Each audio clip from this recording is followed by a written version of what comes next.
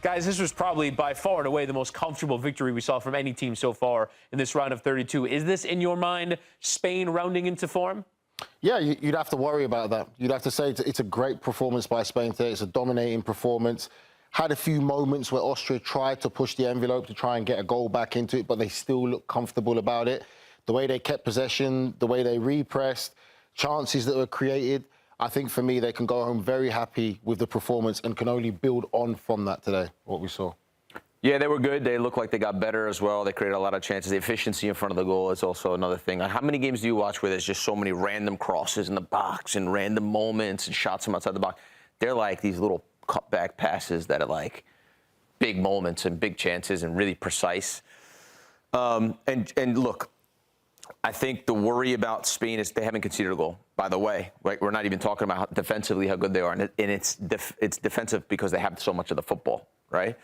And if you look at the World Cup, if you watch France, right? If you were a prisoner of France, France would take a bazooka and shoot you with the bazooka, right? If you were a prisoner of Spain, they would feed you once every 3 weeks and keep you alive for years and kill you slowly, like death by 1,000 paper cuts. That would be how Spain would kill you. It's just so hard to play against because it's just so, they keep the ball and they never lose shape and they slowly pick you apart. And then every once in a while they give you a dose of Yamal, and then it's just tough over 90 minutes to play against them. And the reason why they don't concede is because they have so much of the football and they control. They press after loss pretty good. So they're scary. As they get better in the tournament and fitter, they're going to be hard to beat.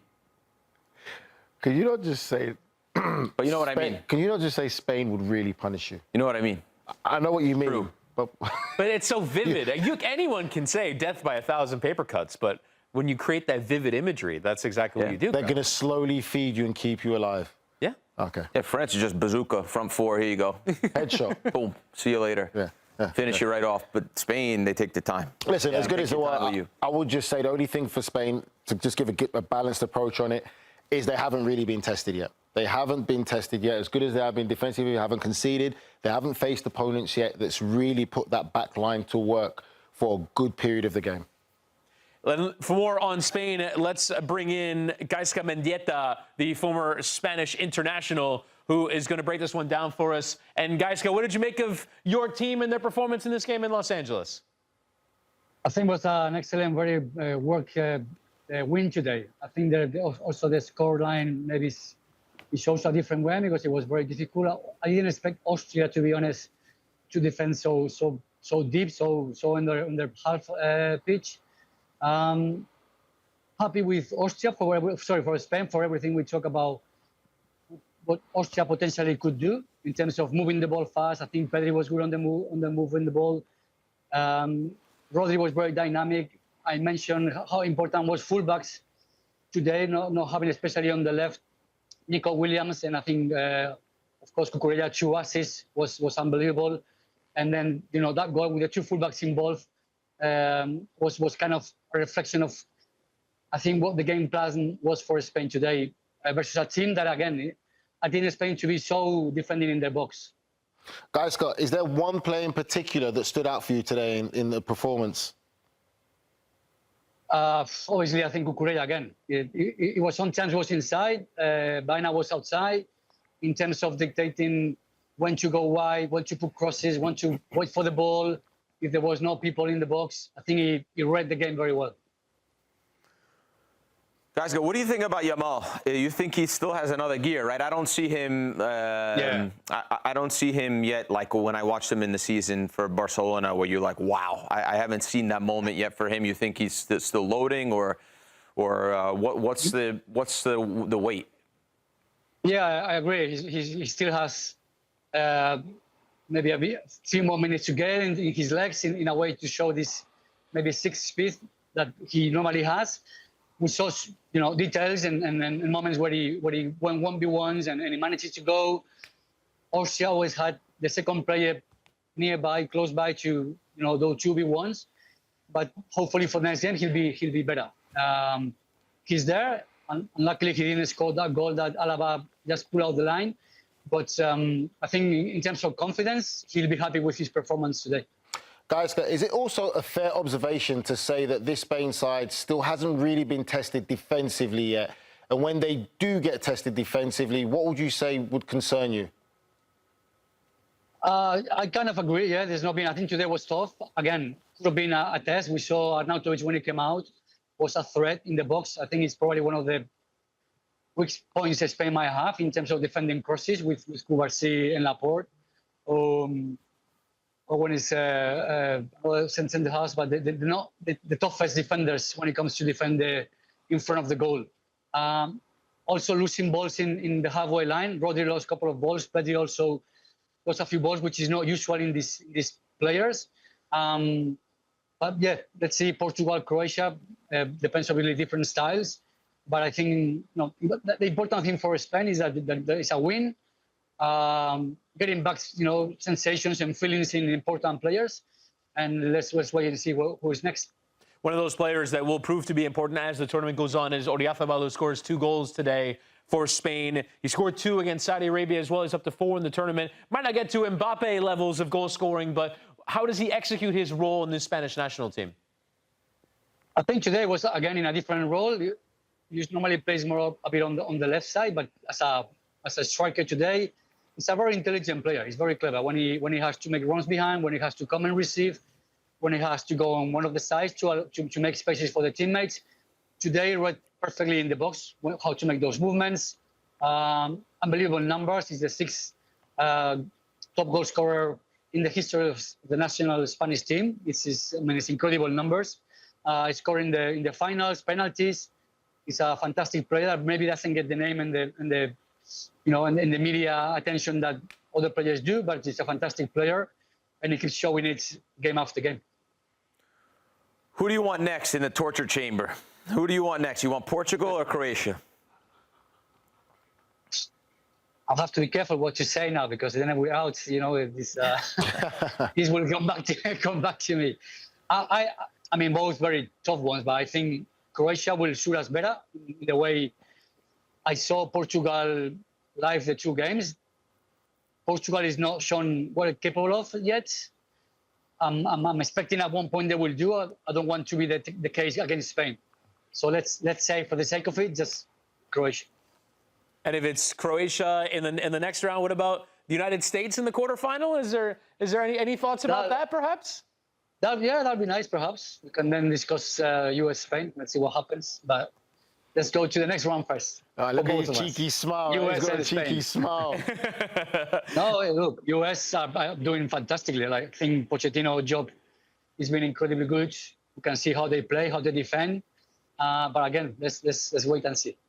You talked about sort of that defensive test not yet arriving. What are the things, because obviously there is so much talk about what Spain do with the ball. What do Spain do against the ball that works in terms of counter-pressing and winning the ball back quickly so that teams can't get in any kind of rhythm in their game? Yeah, exactly. I think that's we saw it today. I think it was 14 seconds getting the ball back, which is one of the ideas. Again, it looked to me, I don't know about you guys, it looked to me the grass was a bit higher or a bit too dry. That didn't help to Lamine, didn't help Oyarzabal a lot of times. It doesn't help defending when you want to get that ball back very quick. But certainly, it's one of the things that Spain did very well today again, trying to stop Austria from counter-attacking. So, again, you have to be careful not losing balls in midfield, the back of the fullbacks, and the 2 centre-halves. When we defend very, very high, I think they're very good. When we defend very deep, they're not the strongest in the air. Take us through some of the tactics of this game for Spain, and particularly what work with the fullbacks, I think, is what you wanted to show us. We're going to look, and you saw on the SofaScore, they got the highest rating, and I'll show you why. And actually, Mendieta talked about this as well, and he talked about the use of Cucurella, who he thought was the best player. Number one, why don't teams go and press Spain? We talk about a little bit the potential matchup if they get the U.S. Or getting ahead of ourselves, but still, it applies to everyone. Spain is in red in this example, and it doesn't really matter. For today, this will be Austria, but Spain will do this to all teams, and I predominantly want to talk about Spain. So what happens here is Austria played in this 4-2-3-1, right? And this is Spain with the football. And as you can imagine, right, with the first thing they tell you about the fullbacks, get high and wide, right? Get high and wide and want the ball and everything else. Look at the relationship now between this left midfielder here and this fullback, right? It's not as this ball travels, this is not that hard to get over and shift, right? That's okay for them. And as the ball swings back the other side, it's the same thing, right? It's okay because he's there. But now what happens with teams like Spain and teams that are really good in possession is the depth of these fullbacks is really important. So high and wide is great if you can have the space there. But what about when they do this? This is a big problem for teams now because now they're in a flat line, right? So now the distance for him now, right, is a lot further. And there's a lot more questions to be asked. And these relationships here, these triangles, that's the structure of the team that you need to have. You can't have guys flying here and leave them huge gaps because they will eat you alive, right? So once this happened in the game, Austria were kind of like, all right, we might as well just stay in our shape. And this forced them to just say, okay, fine, we'll pick up our line right here. You can have the ball and you can come get us. Now, some of the fluidity and some of the movements, the wingers are told, Baena was on this side, Yamal lived on this side here. They're told to stay out there, right? And as you can see, that creates huge pockets in here of them knowing not who to pick up, right? And I'll explain that in a second. So what would happen is as they would progress with the football here and as they had some of the football Spain, one of the midfielders would just come out here and take the spot of Cucurella, and Cucurella would come down, and this would then in turn push you Baena in that weird spot right here. So now all of a sudden you've got this 2v1. The fullback doesn't really know which direction he wants to go in. And you'll see here, they play kind of with a false nine, so he comes into the midfield as well. So now all of a sudden it's like, what do I do? What do I do? What do I do? Do I go here, leave this huge gap? Yamal's 1v1. No, I've got to help because Yamal's there. Okay, now you get a runner from the midfield. Now he's got to follow him. Now there's a space to pop up in here. And this is the fluidity of what Spain does. And now the goals, we talk about Cucurella, this movement here, midfielder came out, Cucurella came here. No man's land. These center backs don't know where to go. That ball comes from behind. And they score. And then we'll talk about when the winger stayed wide, these fullbacks, right? So striker, 3 midfielders, the fullbacks were able to get sometimes straight into these positions. And so the winger would just stay out here. So now all of a sudden, imagine you're a fullback and you've got this unaccounted number coming in here. And the last goal happens because of this. The ball comes down here on this side. Yamal's the danger man, right? And he's over there. So everyone's worried about Yamal and what he's going to do. And Pedro Porro, the other fullback, so comes in here and gets into this space that was left here and doesn't get picked up in the box. And you get all these late runners from the box. And I think that's why Cucurella and Porro had really high ratings. And that's why Cucurella finished with 2 assists and Porro finished with the goal. So it's fluidity in play and they understand the spacing. And then also, their press after loss is really good because they're able to commit numbers forward.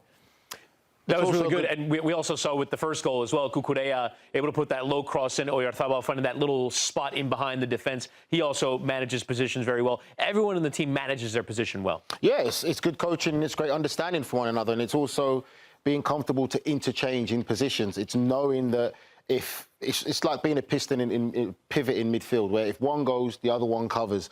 But this is done to a next level now where it's the whole entire team. That if Cucurella pushes in there, midfielders know instantly, like Grella just pointed out, to pull out there. Or if a midfielder pulls out into space, into that middle, that gives the fullback the opportunity to come inside or to go outside. And if the outside man's not involved, then that person will come inside. So it's just great interchanging of positioning, but everyone is aware that they're still occupying a space that if the play does break down, they're in a good position to repress and win the ball again quickly. And over the course of this tournament so far, Spain have yet to concede a goal. They've played 4 games, obviously had that 0-0 draw with Cabo Verde, but have not given up a goal so far at this tournament. These are some of their defensive statistics that we've seen in terms of tackles won at 68%. They've honestly not had to put in a lot of tackles in a game today against Austria, and also recoveries and clearances in a good position for Spain. And this is one of those that's sort of interesting to judge, guys, because they are a team that dominates so much with the ball. The opposition receive the ball in bad positions and struggle to get it forward, but Spain also put that pressure on you. What do you make of their defending, and do you really think it's been tested given the level of opposition that they've played? They haven't been tested. If we sit here to try to have a conversation, we'd be lying to ourselves. The reality of it is we haven't seen Spain tested yet defensively to the levels that they need to be. I mean, Austria, like we said, good team. We said one of their weaknesses is in the top end of the pitch, about the quality, the dynamism to try and make something happen. And we saw it today. They couldn't do it. They couldn't do anything in the top end of the pitch. One thing, they couldn't even keep the ball, first of all, anyway. How are you going to make things happen if you can't keep possession? As the game died down and Spain were a lot more comfortable, saw a few half chances, crosses coming in, looking a little bit uncomfortable. So for me, I don't think that they've been tested yet. I think the next match, potentially, whether it's Croatia or Portugal, is when we're really going to see them tested. And if it's Portugal, I think that's when you're going to see them tested as well. Because you talk about fullbacks as well. As much as we compliment, I've just gone blank now again. Yamal? Pedro Porro and Correa. And Correa. Do you look at the Portuguese fullbacks in Mendes and who's the other one? Semedo or whoever it is that starts. Yeah, on the other side, they like to get forward as well. So that's when it's going to be a test now where you're a wing back, you like to get forward and score goals and like to be involved in the play and do defensively. Now you're going to go against someone that's going to do the same thing too. So how do they adapt to that scenario that they're going to face a team that's going to play very similar to them?